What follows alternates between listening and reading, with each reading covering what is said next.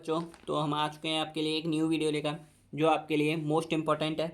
ठीक है बच्चों, तो मैं आपके लिए पृष्ठ क्षेत्रफल एवं आयतन से रिलेटेड लेकर आया हूं, जो आपके लिए मैं अभी जस्ट आपको दिखा दे रहा हूं किस एरिया से हम वीडियो लेकर आए हैं। ठीक है बच्चों, क्लास 10th पार्ट 12 है पृष्ठ क्षेत्रफल और आयतन। ठीक है बच्चों, इसमें से आपके लिए हम वीडियो लेकर आए हैं, जो आपके लिए ये है। क्वेश्चन आपके लिए दिख रहा है स्क्रीन पर, ध्यान दीजिए, इसको मोस्ट इंपॉर्टेंट कर लीजिए, जो आपके लिए बहुत ही ज़्यादा हेल्पफुल रहेगा। ठीक है बच्चों, तो ऊंचाई 220 सेंटीमीटर और आधार व्यास 24 सेंटीमीटर वाले एक वेलन, जिस पर ऊंचाई 60 सेंटीमीटर और त्रिज्या 8 सेंटीमीटर वाला एक अन्य वेलन आरोपित है। ध्यान से पढ़िए, मोस्ट इंपॉर्टेंट टॉपिक छुपा हुआ है इसमें।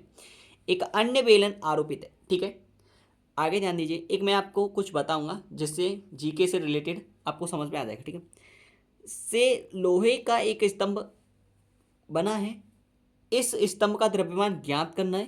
द्रव्यमान का मतलब आप जानते ही होंगे, विज्ञानिक भाषा में द्रव्यमान। ठीक है बच्चों, जिसे हम वेट बोलते हैं, तो वो द्रव्यमान छिपा है और उस द्रव्यमान को हमें ज्ञात करना है, कितना द्रव्यमान बैठेगा।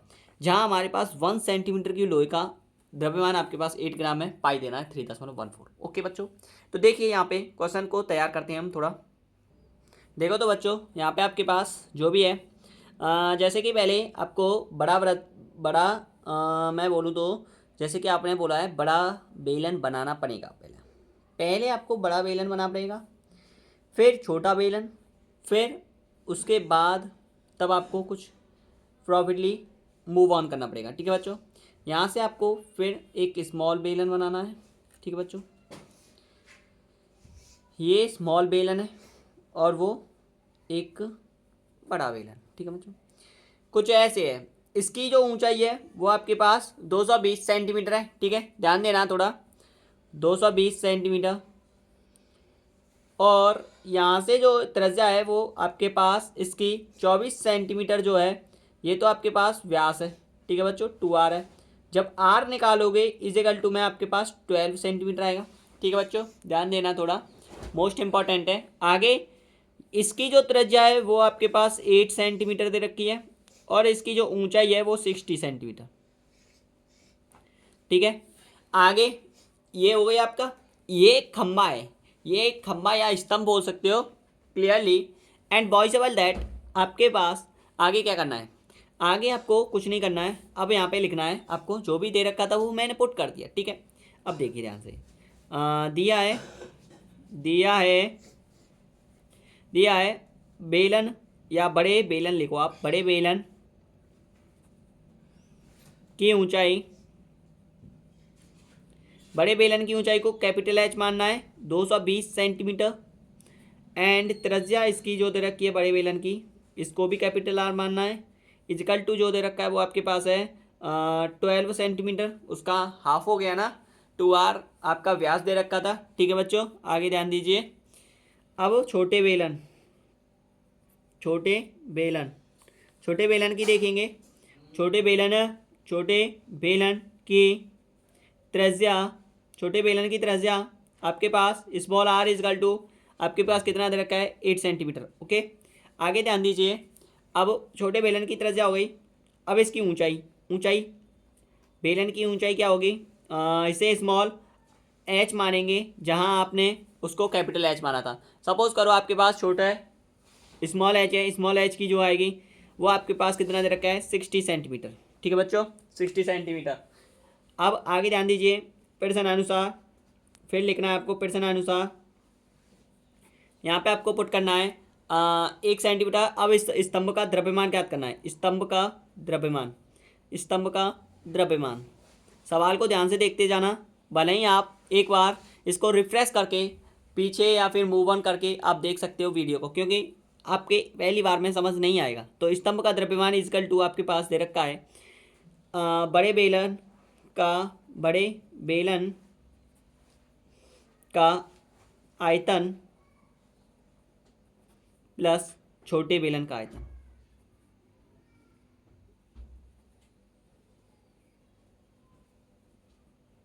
ठीक है बच्चों, आगे ध्यान दीजिए। बड़े बेलन का आयतन होता है pi R square H plus small pi R square pi R square H, जहाँ आपके पास पाई कॉमन आ जाएगा, R square H plus small R square H. फिर इसके बाद आपके पास जो भी आएगा वो फंक्शन देंगे, पाई 3.14 रखोगे।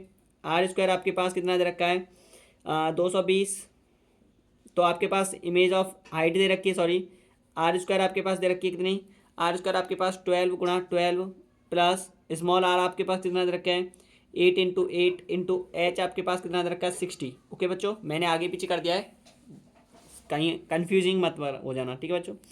3.14 इसका मल्टीप्लिकेशन किया 220 गुणा 144 हो जाएगा, 12 का वर्ग प्लस 8 × 64 गुणा आपके पास 60 हो जाएगा, सॉरी आगे 3.14, फिर आपके पास 220 गुणा इसका मल्टीप्लिकेशन किया तो आपके पास मिला है 31,680 प्लस इसका मल्टीप्लिकेशन करोगे आप तो आपके पास मिला है 3840।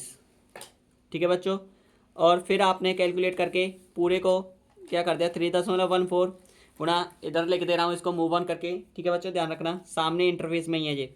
अब इनको जोड़ोगे तो आपके पास मिला है इसका जो वैल्यूबल मान मिला है वो है 35,520।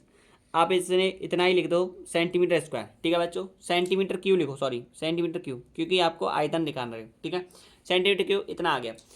अब आपको लिखना है यहाँ से आगे, फिर आप 1 सेंटीमीटर लोहे का द्रव्यमान लगभग 8 ग्राम है, तो आपके पास इसको निकालना है, ठीक है बच्चों। तो आपको लिखना पड़ेगा चूंकि 1 सेंटीमीटर क्यूब लोहे का द्रव्यमान इजिकल टू आपके पास क्या दे रखा है, आपके पास 1 सेंटीमीटर क्यूब लोहे का द्रव्यमान जो दे रखा है वो आपके पास है 8 ग्राम। अब 8 ग्राम है तो 8 ग्राम को किलोग्राम में बदलने के लिए कैसे करोगे, आपको 8 ग्राम में आपको 1000 से भाग देना पड़ेगा, ठीक है बच्चों, तो ये किलोग्राम में बदल जाएगा और किलोग्राम में कैपेसिटी निकालनी पड़ेगी, ठीक है बच्चों समझ में आ रहा है, आगे ध्यान दीजिए। अब आपको निकालना है यही जो द्रव्यमान है उसको ही निकालना है, आपको वेट निकालना है, तो वेट इजकल टू आपके पास लेना है जो भी आपके पास आया है स्तंभ का द्रव्यमान, लिखो आप स्तंभ का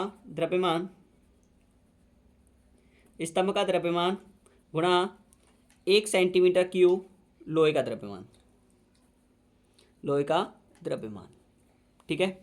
यहाँ पे आपके पास ये कैपेसिटी होने के पश्चात आगे ध्यान दीजिए, अब स्तंभ का द्रव्यमान आपके पास कितना दे रखा है उससे ही लिखेंगे, फिर इसके बाद इसको 3.14 गुणा 35,520 गुणा 8/1000, इसको कैलकुलेट करने पर आपके पास जो आंसर आया है वो आपके पास कुछ ऐसे मिलके आया है। इसका जब कैपेसिटी करोगे तो आपके पास इंटरफेस में कुछ ऐसे आंसर मिलेगा, जस्ट मूव ऑन। अभी मैं इसको कैलकुलेट करके कर देते हैं, बहुत लॉन्ग चला जाएगा नहीं। देखो बच्चों यहाँ पे आपके पास इतना आंसर आया है, लेकिन कैसे कैलकुलेट करोगे, इससे ये कट जाएगा, ठीक है बच्चों। आप इसे काटोगे तो 2 से 4 दूनी 8 2 बार कट जाएगा और 4 से ये 25 बार कट जाएगा। फिर आप कैलकुलेट करोगे, फिर इनका इसमें डिवाइड कर देना और इस पूरे फंक्शन का और इससे 25 से भाग दे देना, आंसर आपको 892.26 किलोग्राम आ जाएगा, ठीक है। तो ये आपके पास कॉपी कर लेना, ये आपके पास क्वेश्चन क्लियर हो चुका है, ठीक है। जो वीडियो कैसी लगी, आपको पसंद आए तो लाइक करना, कमेंट करना, और आगे भी ऐसे ही क्वेश्चन मोस्ट इंपॉर्टेंट आपके लिए लाते रहेंगे। ये बहुत ही ज़्यादा मोस्ट है, मैं आपको बार बार कहूँगा इस बात को, ठीक है। और जो भी डाउट हो तो मुझे कमेंट के माध्यम से ज़रूर बता देना, ठीक है। थैंक यू, धन्यवाद।